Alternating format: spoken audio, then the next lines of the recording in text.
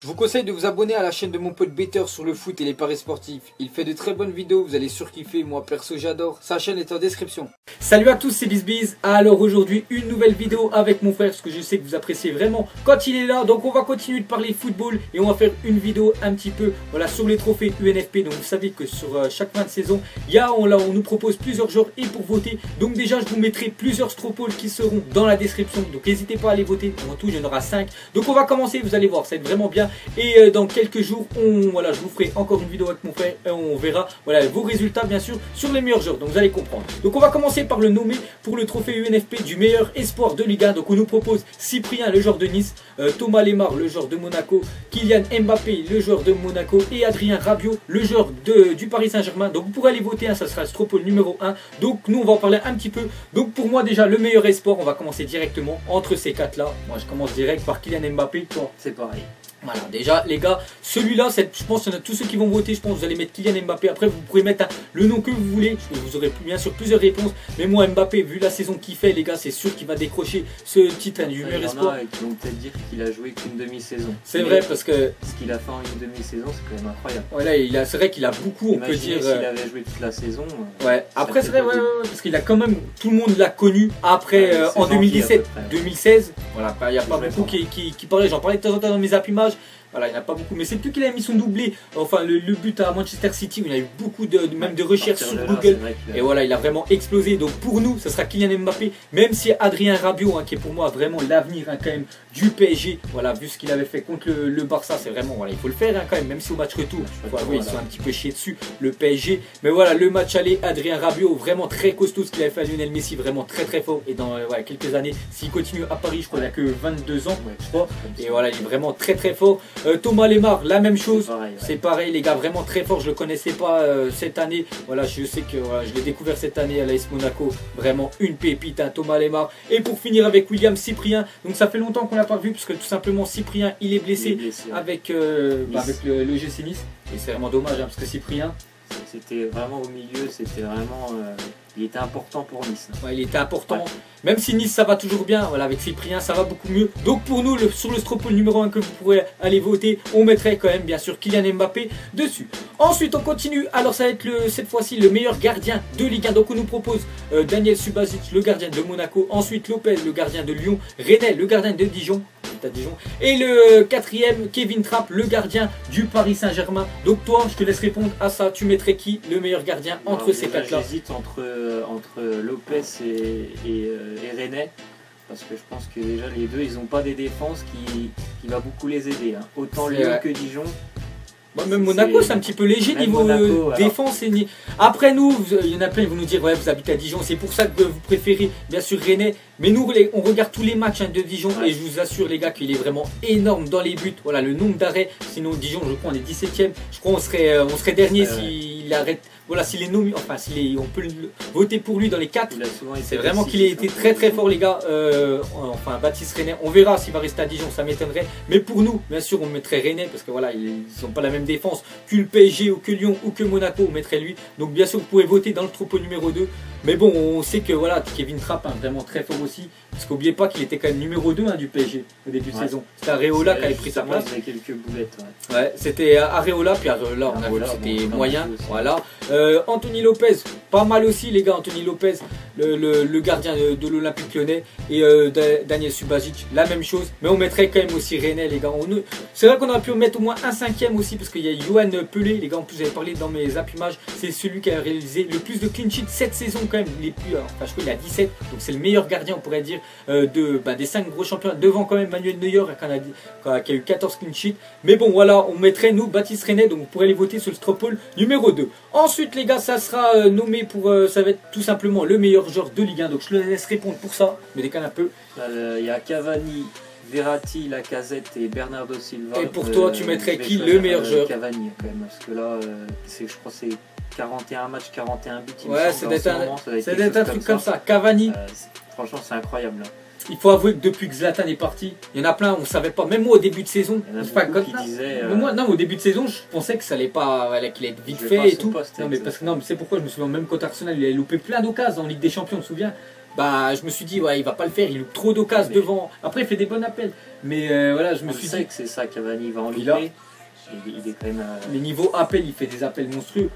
Mais voilà, Cavani au début, mais là depuis 2-3 mois les gars, il est vraiment fantastique Cavani, il fait que de planter. Moi après, si je mettrais pour moi mon meilleur joueur de Ligue 1, je mettrais quand même Silva, de loin Silva. Je sais pas pourquoi t'as pas pensé à Bernardo Silva, parce que pour moi ce joueur est vraiment sous-coté, voilà, parce que tu penses pas, peut-être tu regardes pas assez les matchs de Monaco, mais Bernardo Silva, les gars, il serait pas à Monaco. Je pense pas déjà qu'il serait premier, et je suis pas sûr qu'il serait déjà aussi loin en Ligue des Champions, mais Bernardo Silva, les gars, très très fort. Moi je mettrais, enfin pour le Stropole numéro 3 pour aller voter, je mettrais Silva. Après, bon, toi tu préfères Cavani. Après, il y en a encore deux autres. Hein. Il y a Verratti. Verratti, les gars, que dire sur lui Pour moi, il était beaucoup trop blessé.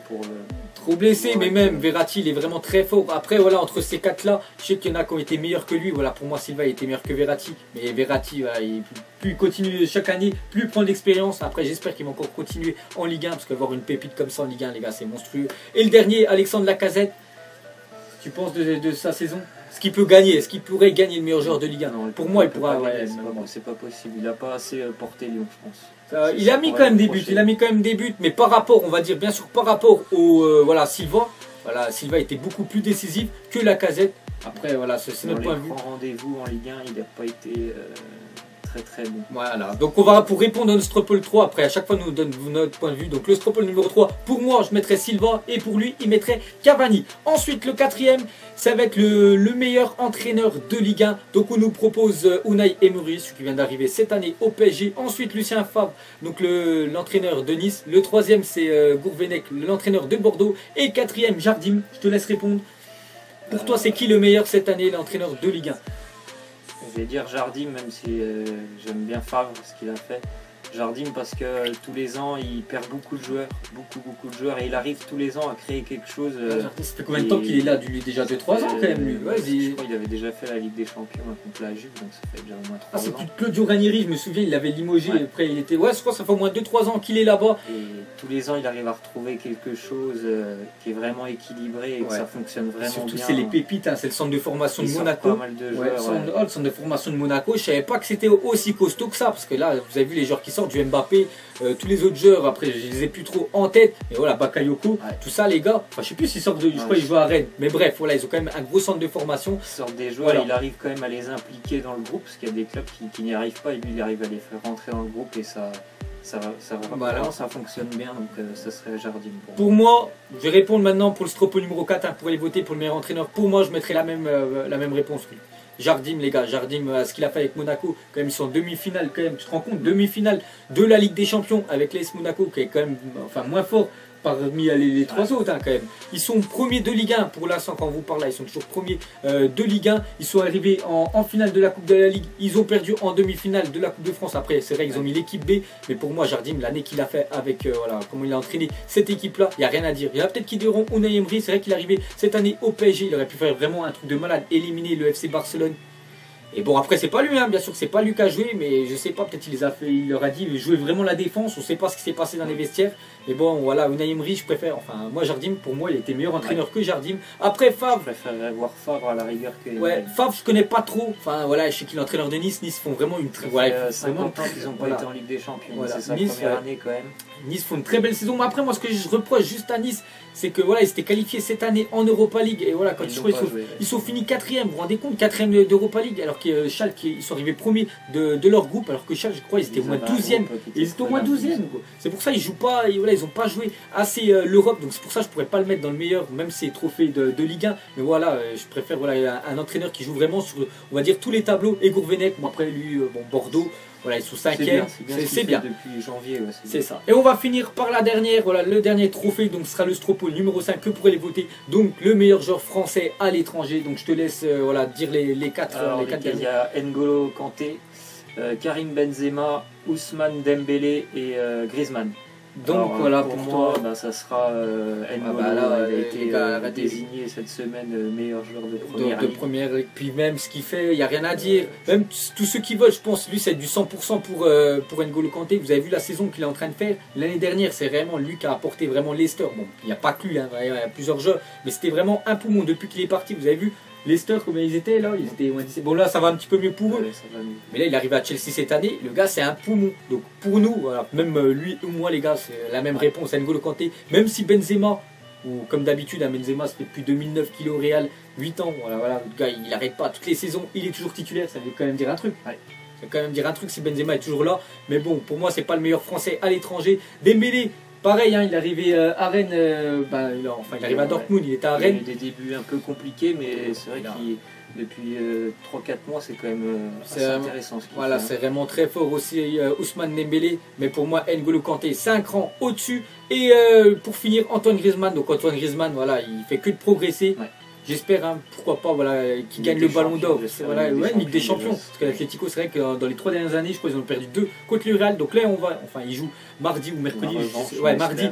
Il joue contre le Real. On verra si ça va passer pour eux. Mais voilà, pour répondre à cette question, et le Stropole numéro 5, et n'hésitez pas à voter.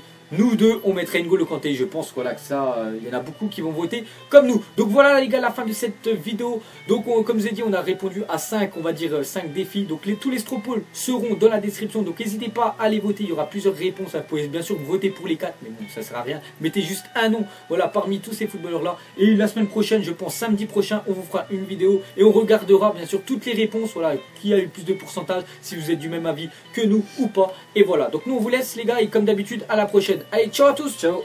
Vie est moche, donc on l'a maquillée avec des mensonges. Et que son âme est moche, plus qu'à la maquiller avec des mensonges. Je sais pas ce qui se passe dans ma tête, parfois. Je voudrais sauver la terre, parfois. Je voudrais la voir brûler. Ça va pas trop, je roule un terre. Trop de haine pour 9 mètres carrés. Tristesse, faut pas.